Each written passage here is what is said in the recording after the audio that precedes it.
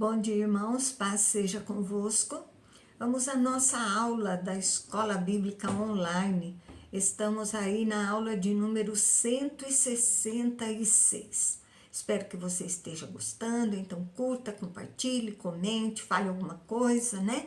Para sabermos aí se você está gostando.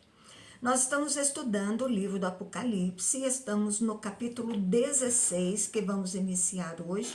Aula passada nós falamos sobre vozes, falamos sobre a colheita. Agora vamos começar a falar sobre os flagelos. Então vamos ao primeiro flagelo, que eles são claros, objetivos e diretos. Então, eu te convido a abrir a sua Bíblia em Apocalipse 16, versículo 1. E a palavra de Deus diz: ouvi, vinda do santuário, uma grande voz, dizendo aos 7 anjos: ide e derramai pela terra as 7 taças da cólera de Deus. Então a voz é de Deus, né? A nuvem ali fechou o santuário, só Deus estava lá.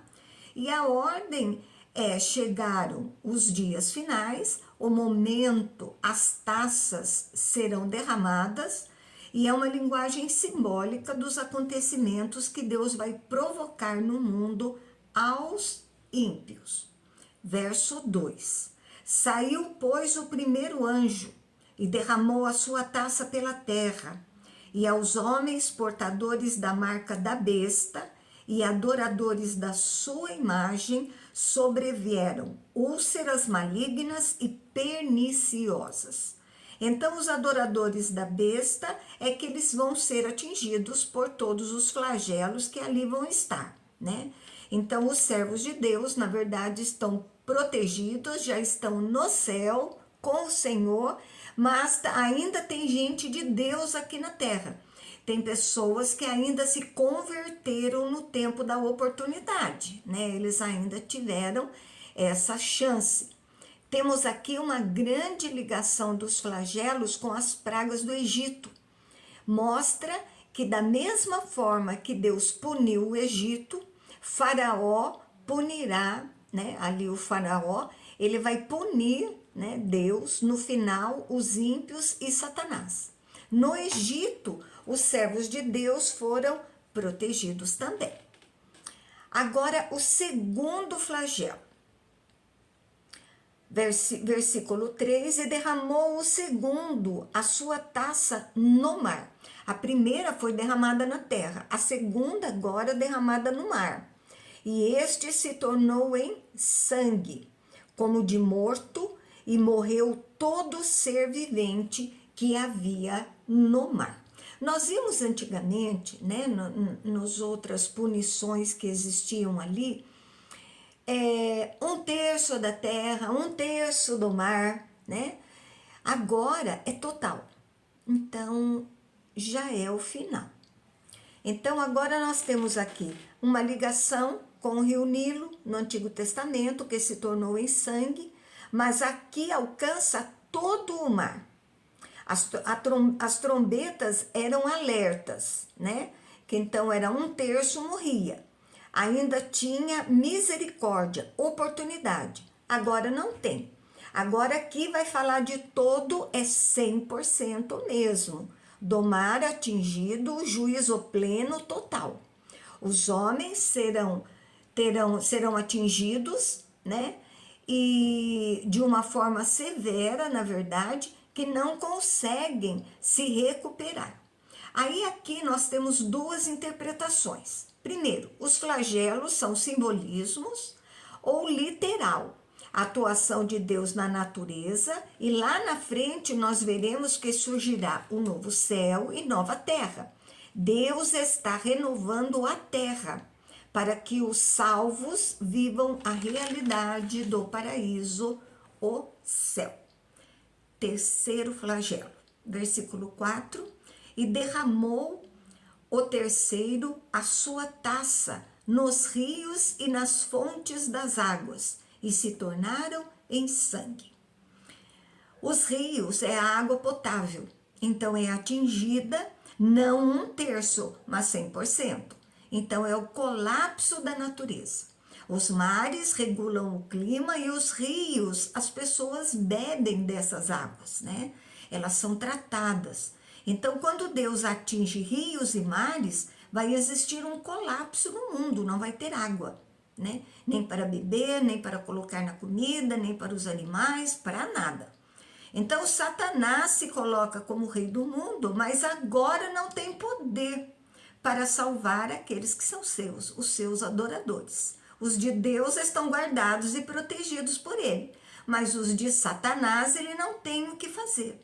Então, no derramar das taças, os governos não vão conseguir resolver estas questões.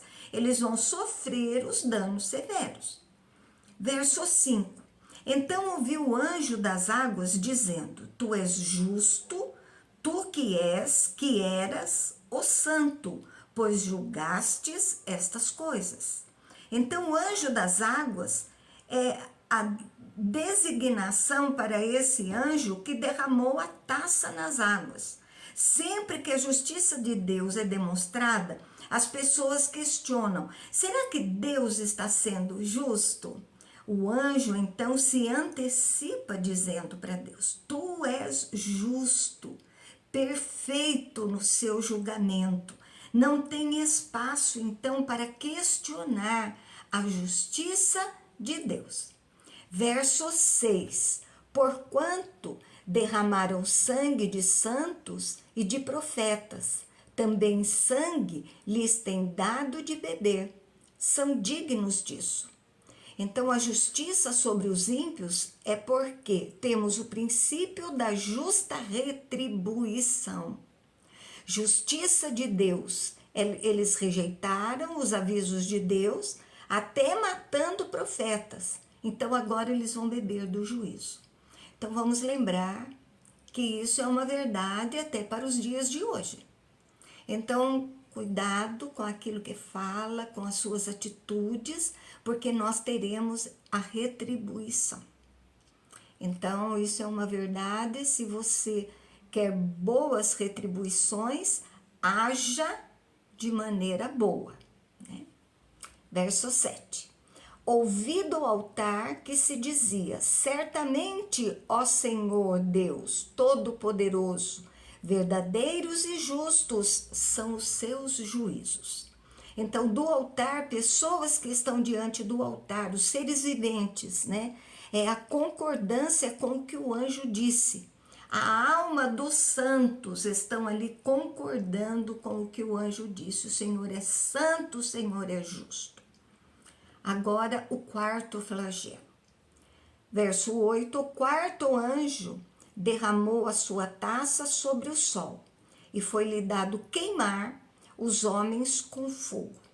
E quando lemos que temos dó, né, das pessoas que vão passar por tudo isso, mas elas merecem, passando por tudo isso, veremos a atitude delas. Nós estamos vendo aqui que as coisas estão acontecendo, as pessoas estão vendo, né, o juízo de Deus, e ao invés de se voltarem para Deus, não, elas correm para cuidarem da sua vida, para não morrerem.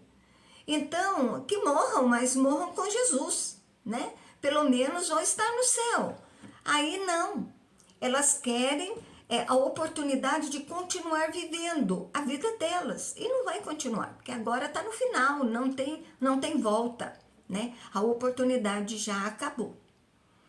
Então, a natureza sendo atingida, o calor do sol trará aos adoradores da besta, né? Vai trazer dor.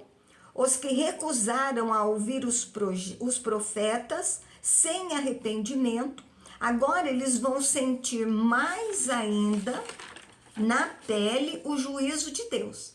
O sol queima os homens com fogo. Então, é o desequilíbrio na natureza aos homens da besta.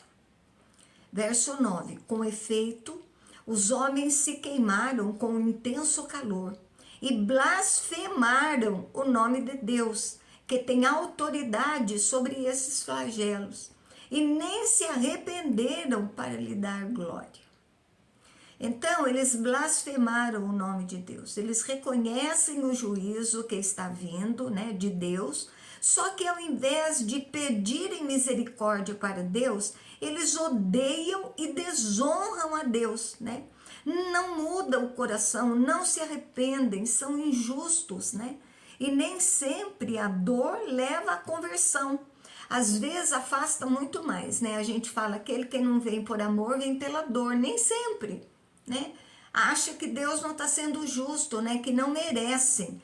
E nós vemos aí que somente aqueles que rejeitaram ao Senhor é que são merecedores de todos esses flagelos, de tudo isso que está acontecendo. Agora vamos ao quinto flagelo. Verso 10, e derramou o quinto a sua taça sobre o trono da besta. Então, cujo reino se tornou em trevas, os homens remordiam a língua por causa da dor que sentiam. Então, agora o flagelo vem sobre o governo da besta. A proximidade com a praga do Egito, tudo ficou em trevas, a escuridão. Depois de queimados pelo sol, agora ficou frio. Então, na escuridão, sem poder reagir sobre o que estão sentindo, o sistema do mundo vai entrando em colapso. Então, a ansiedade e dor se multiplicando no coração dos homens, mas não se dobram. Ficam odiosos, mas não têm caminhar com Deus, né? Então, é a vida que escolheram, como muitos hoje estão escolhendo, né? Verso 11, e blasfemaram o Deus do céu, por causa das angústias e das úlceras que sofriam, e não se arrependeram de suas obras. Então nós vemos que os flagelos são merecidos, eles não se arrependem, Deus tem misericórdia para com os que se arrependem e o buscam.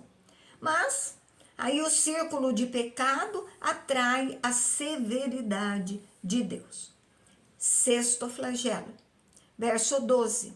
Derramou o sexto a sua taça sobre o grande rio Eufrates, cujas águas secaram para que se preparasse o caminho dos reis, que vem do lado do nascimento do sol. O rio Eufrates, lá em Apocalipse 9, do 9 ao 19, simboliza o lugar de onde vinham os inimigos de Israel. Então, os reis que vêm do nascimento do sol vêm do lado leste, onde ficava a Babilônia, a Assíria. E o rio seco está facilitando o caminho para que haja uma grande batalha. Então, o ajuntamento de reis malignos ali para a última batalha. Então, chega o grande momento de toda a destruição do grande governo do mal. Verso 13, então vi sair da boca do dragão, da boca da besta e da boca do falso profeta, 3 espíritos imundos, semelhante a rãs. Então a trindade satânica, que eles imitaram tudo do plano e do projeto de Deus, né? Que simula a trindade santa, está totalmente focada em unir esforços para a batalha final. Eles ainda estão achando que vão vencer esta batalha. Então, quando diz boca, a ideia é de convencimento das pessoas, a reunião de pessoas para tentar resistir aos flagelos de Deus. As rãs liga a praga do Egito, traz o juízo final sobre os ímpios, né, demônios. São acontecimentos políticos, econômicos, o mundo que vai aí organizando contra Deus, e tem por trás Satanás, espíritos imundos, que no final isso vai se intensificar, vai ficar muito forte, né? Eles estão se unindo, se reunindo, tentando ganhar esta batalha. Verso 14, porque eles são espíritos de demônios, operadores de sinais, e se dirigem aos reis do mundo inteiro com o fim de ajuntá-los para a peleja do grande dia de Deus, o Todo-Poderoso. Então, tudo relacionado à besta e o dragão é demoníaco. Então, sinais não são referências, né? Base de Deus. A referência base é a palavra, onde nós devemos aí pegar sinais, né? Qualquer que seja ele, e cruzar com a palavra de Deus, com a Bíblia Sagrada, para ver se é de Deus. E então o diabo agora se organiza, sabe que está chegando o fim dele, porque ele sabe que essa batalha já é perdida, só que quer convencer as pessoas de que elas podem resistir. Então ele sabe que já perdeu e quer juntar o maior número de pessoas para que percam também. Então ele faz ali um ajuntamento mundano que representa uma batalha. Nada a ver com chance das batalhas com Deus. É um simbolismo de ajuntamento das forças malignas nos tempos finais. Convencimento de governantes para se aliar à besta para combater o Messias. Verso 15: Eis que venho, como vem o ladrão. Bem-aventurado aquele que vigia e guarda as suas vestes, para que não andem nu e não se veja a sua vergonha. Então, é uma intervenção de Jesus nesse sexto flagelo, vem de surpresa. Felizes os santos que não serão surpreendidos, estão clamando por sua vinda. A surpresa é dos ímpios.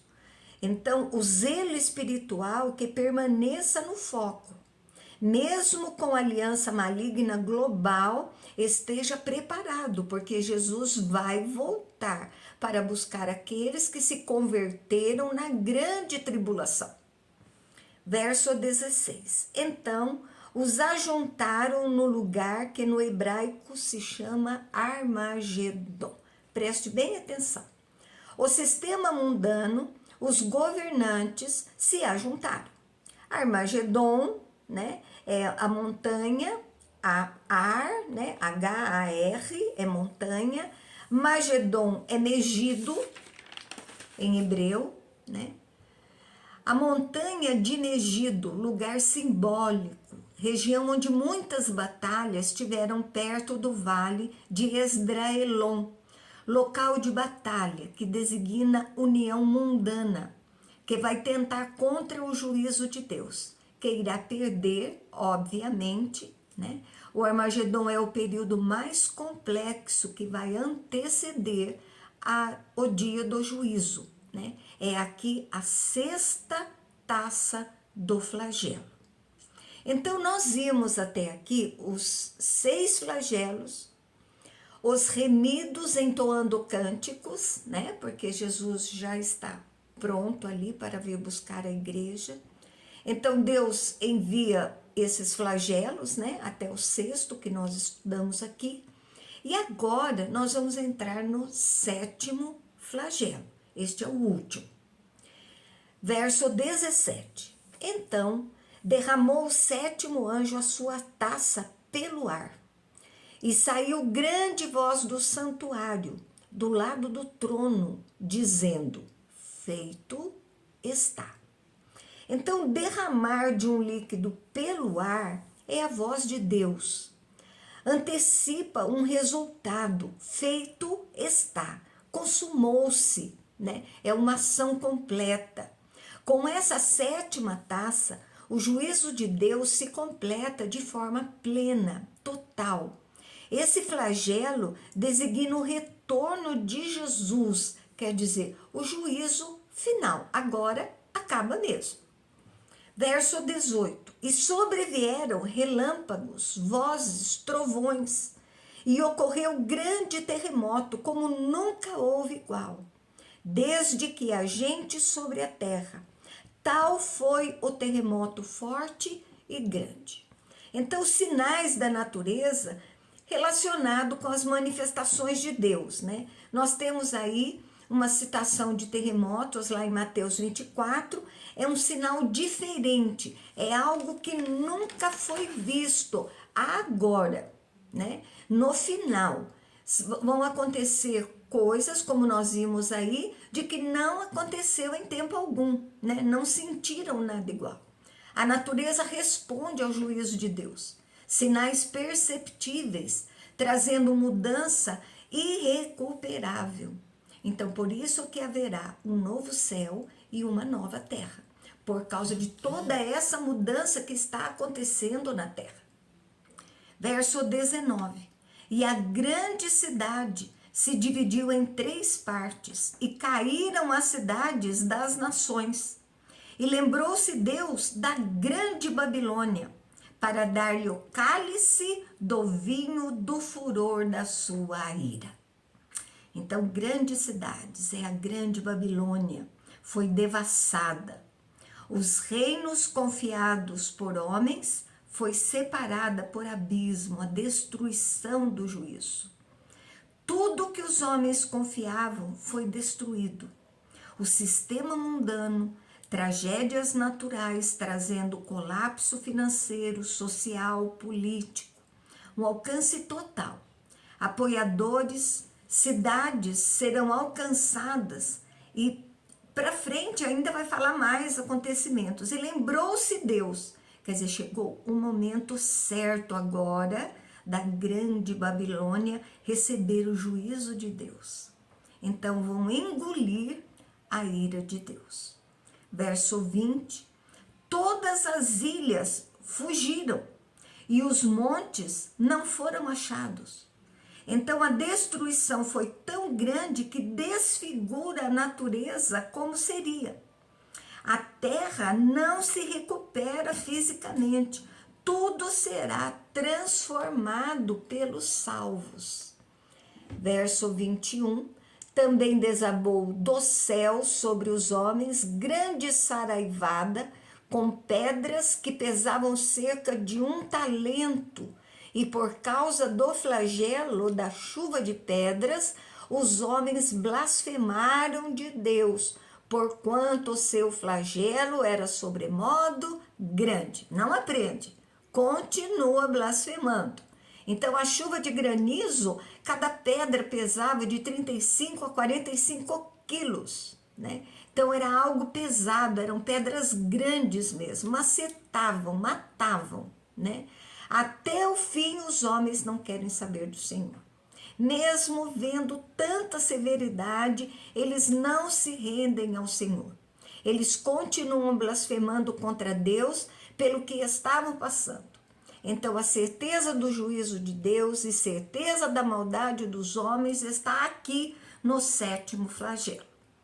Então agora a descrição da grande meretriz. Então aqui é um novo ciclo se abre, visões maiores de Deus, né, que vai mostrar como é o sistema mundano nos últimos tempos, como foi no passado e como será quando Deus triunfar sobre eles. Nós vamos agora para o capítulo 17, versículo 1. Veio um dos 7 anjos que tem as 7 taças e falou comigo, dizendo: vem, mostrar-te-ei o julgamento da grande meretriz, que se acha sentada sobre muitas águas. Então os flagelos terminaram, mas 7 anjos são citados novamente.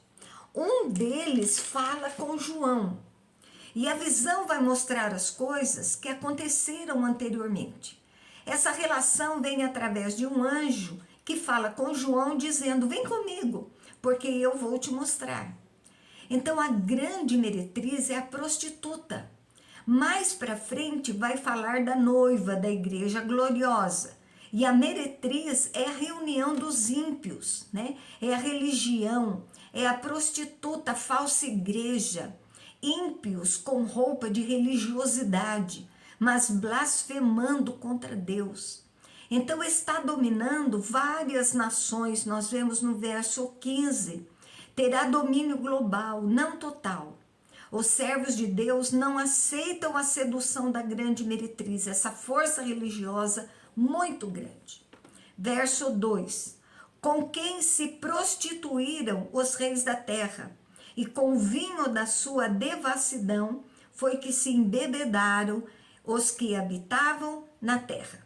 Então, nós temos uma grande união de laços entre igrejas malignas com o governo, bem claro para que o anticristo surja, tenha poder, apoio político, comercial, aceitação de tudo, né?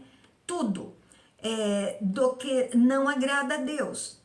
Então, hoje, os laços de religiões, esse comunismo que eles falam, religiões apoiando aborto, prostituição, homossexualismo, então tudo isso aí já faz parte do plano do anticristo.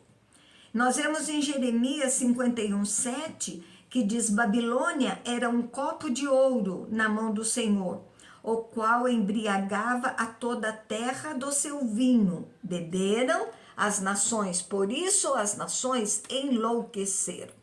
Então esse versículo se liga com a profecia.